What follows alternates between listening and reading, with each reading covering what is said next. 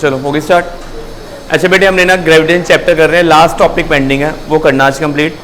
हमने gravitational field intensity कर लिया, पोटेंशियल कर लिया, पोटेंशियल एनर्जी भी कर लिया था, और कल लेक्चर में हमने कुछ न्यूमेरिकल्स भी किए थे। ठीक है, अब मेजर हमारा टॉपिक रह गया escape velocity, orbital velocity and Kepler's law. ठीक है, तीनों ही बड़े सिंपल टॉपिक हैं। पेपर में आपको मैक्सिमम न्यूमेरिकल एस्केप वेलोसिटी और ऑर्बिटल वेलोसिटी के ऊपर मिलेंगे। ठीक है, तो वो पढ़ना है। किसी को पता है वर्ड एस्केप का मीनिंग क्या होता है? अर्थ की ग्रेविटेशनल इन्फ्लुएंस से बॉडी क्या कर जाए, निकल जाए। और हमें पता है कि अर्थ की सरफेस से 36,000 किलोमीटर भी ऊपर चले जाओगे ना, still their influence of earth. तो मीन बहुत दूर जाके इन्फ्लुएंस खत्म होती है। तो हमें अर्थ की सरफेस से एक बॉडी को थ्रो करना है, कैसे थ्रो करना है पहले याद रखना, वर्टिकली। ये वेलोसिटी हमेशा कौन सी होगी, वर्टिकल। अगर आपने किसी इंक्लाइन पे थ्रो किया है तो आपने इसका कौन सा कंपाउंड काउंट करोगे, वर्टिकल। अपनी कॉपी में पहले हेडिंग डाल लो, एस्केप वेलोसिटी। पार्ट गेट बंद कर देना, कॉपी में हेडिंग डाल ली एस्केप वेलोसिटी। तो अपनी कॉपी लिखो, it is the minimum vertical velocity, underline कर लेना। It is not random velocity at any angle you throw the ball, it is minimum vertical velocity, very important. अगर आपको paper में at any angle body को throw भी करने को बोला गया होगा, you have to find out or look out for vertical component. It is minimum vertical velocity with which a body thrown from surface of earth, so that it will move to infinite distance. It will move to infinite distance without coming back towards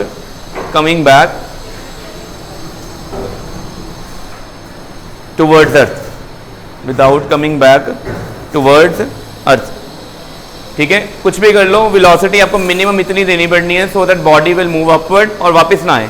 ठीक है, अब इसका हम derive करेंगे result, ये वाला सारा। ठीक है, तो अपनी कॉपी पे लिखना है। स्निपल टर्न कर दो, ठीक है, बोर्ड कवर है। ठीक है, चलो बेटे देखो इधर, गेट बंद कर दो। ये देखो, ये ए लोकेशन है, बड़े आराम से देखना, इसको प्रूव करूंगा। वो तो सिंपल रिजल्ट्स लिखे हुए हैं, कंक्लूजन हमारा रिजल्ट्स पे ही आएगा, बट करना कैसे वो देखो। और ये टेक्निक हर किसी कई जगह वैलिड है। ठीक है, whether you are given numerical और डेरिवेशन, कोई बात नहीं। इधर देखो, बॉडी का अर्थ का मास कितना है, m, रेडियस कितना है, r। यहाँ से इसको हमने speed the, let's say any speed u। ये कहाँ पहुँचा, b पॉइंट पे कितनी हाइट है, h। ठीक है, लग गया तो क्या किया, body thrown from surface of earth with some speed u, कहाँ पहुँचा, b पे जाके लेट से उसकी स्पीड कितनी है, v। आई डोंट नो, मेरे को नहीं पता कितनी है। गेट बंद कर देना। अच्छा, कोई बताए इस केस में टोटल एनर्जी एट a और total energy at b equal होंगे? ये कब इक्वल पॉसिबल है?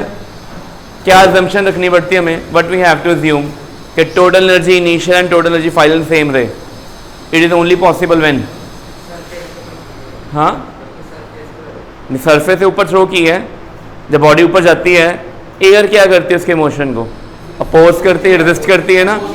अगर एयर ने मोशन रेजिस्ट किया तो टोटल एनर्जी सेम रहेगी और there some loss of energy. But हम यहाँ पे क्या लिख रहे हैं, it is only case when air is neglected. ठीक है, सो क्लास 11th में हमने जितने भी क्वेश्चंस करने हैं, हमने एयर को क्या कर देना है, निगलेक्ट कर देना। तो ये केस क्या होगा, एयर इज बीइंग निगलेक्टेड। चलो अब बताओ, कोई बताए ए पॉइंट पे टोटल एनर्जी कितनी होगी इसकी? एक होगी पोटेंशियल एनर्जी, एक होगी इसकी काइनेटिक एनर्जी। बी पे पोटेंशियल एनर्जी, अच्छा पोटेंशियल एनर्जी का फॉर्मूला हमें पता है mgh, बट ये हमने वर्क पावर एनर्जी तक ही याद रखना होता है। वर्क पावर एनर्जी चैप्टर में हम सरफेस के ऊपर कितनी पोटेंशियल एनर्जी अज्यूम करते हैं, 0, बट यहाँ पे नहीं करेंगे। सरफेस पे कल बताया था कितनी पोटेंशियल एनर्जी होती है, -g capital M small m and distance between a and b कितना है, 0 के r। काइनेटिक एनर्जी कितनी है, half mu² equal to B point पे पहुंचे, कितना डिस्टेंस हो गया फ्रॉम सेंटर ऑफ अर्थ, और काइनेटिक एनर्जी क्या हो गई, ठीक है जी, कोई डाउट?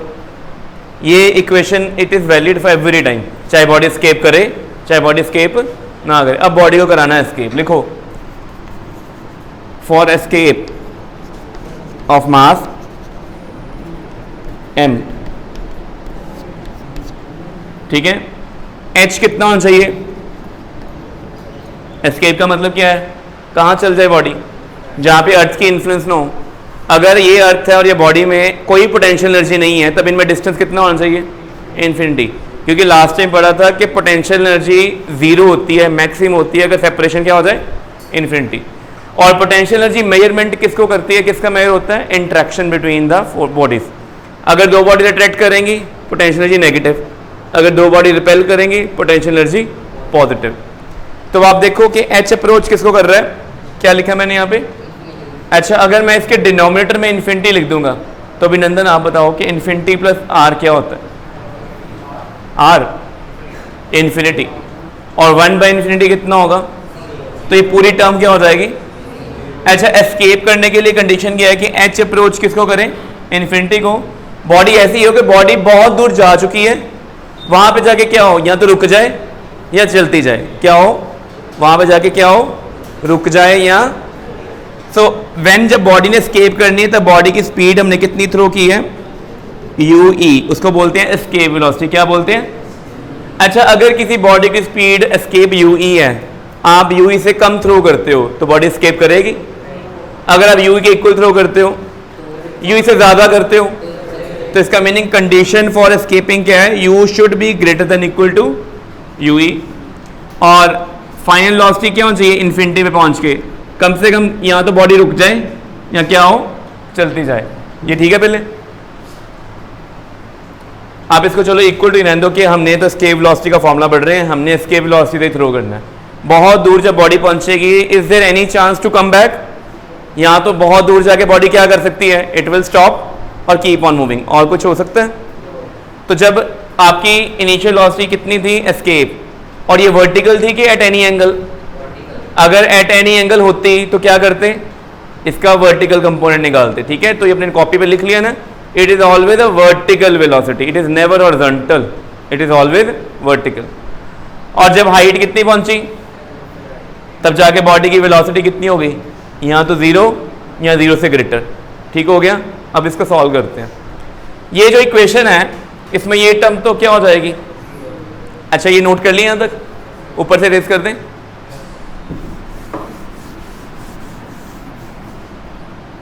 तो ये बनेगा -GMM/r plus half MUE square plus equal to half MV square. यही होगा? ठीक है जी, कोई डाउट इसमें? मैंने कंडीशन क्या लगाई है? V क्या होना चाहिए?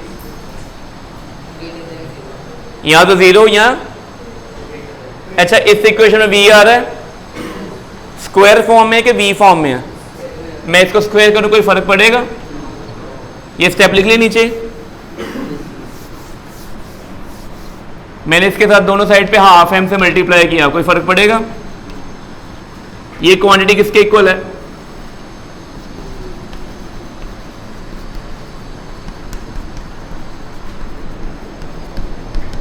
ठीक है, ये इक्वेशन है कि इनइक्वालिटी है?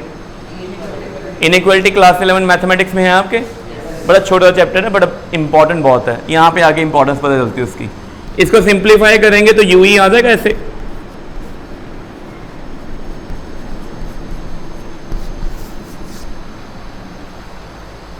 ठीक है,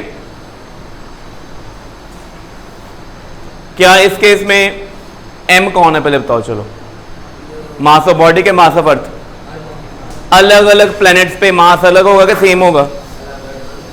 गेट अलग अलग प्लैनेट्स का सन का मास और अर्थ का मास सेम है।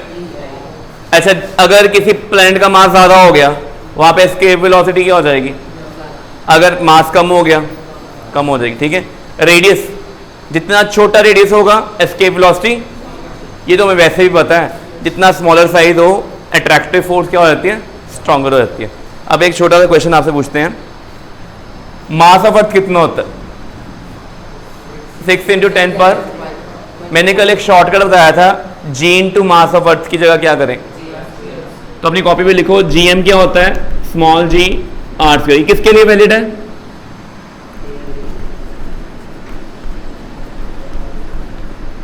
क्योंकि अर्थ पे जी पता होता है ना। अच्छा, इसको सॉल्व करेंगे, इसकी वैल्यू पता कितनी आएगी?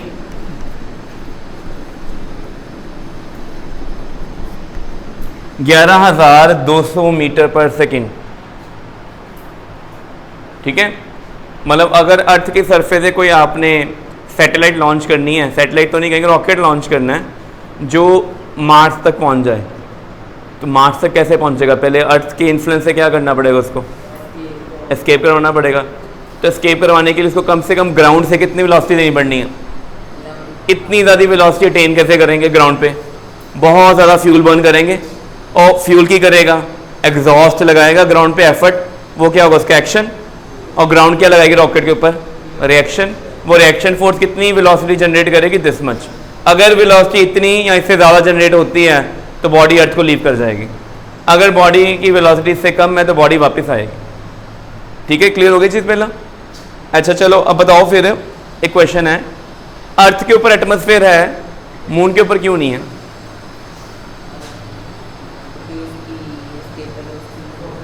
देखो, मून जो नॉर्मल गैसेज होती है ना, उनकी स्पीड अराउंड 3400 टू 3500 मीटर पर सेकेंड है। अभी भी गैसेज एयर मूव कर रही है, हमें फील नहीं हो रहा गैस मॉलिक्यूल की स्पीड।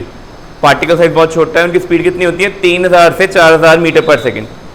मैंने यहाँ पे easily you can observe air कर सकते हो ना, क्या ये हवा एस्केप कर रही है अर्थ से?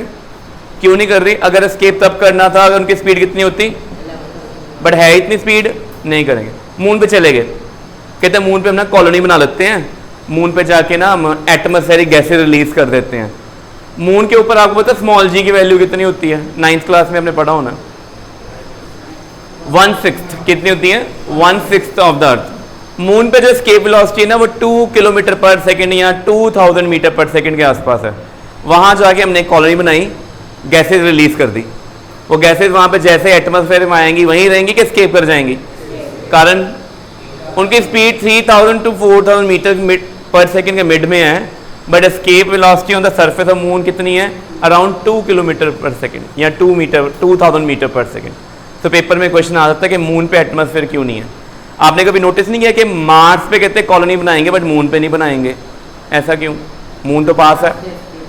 इसका रीजन है मार्स की एस्केप वेलोसिटी क्या है? ज़्यादा। कल को वहाँ पे अगर गैसेज रिलीज करते हैं वो एस्केप नहीं करेंगे। ये मेजर रीजन है कि भाई Mars is being colonised, moon is not. ये चीज़ क्लियर हो गई? सो ये इनइक्वालिटी का मीनिंग क्लियर है? कम से कम कितनी वेलोसिटी देनी पड़ेगी?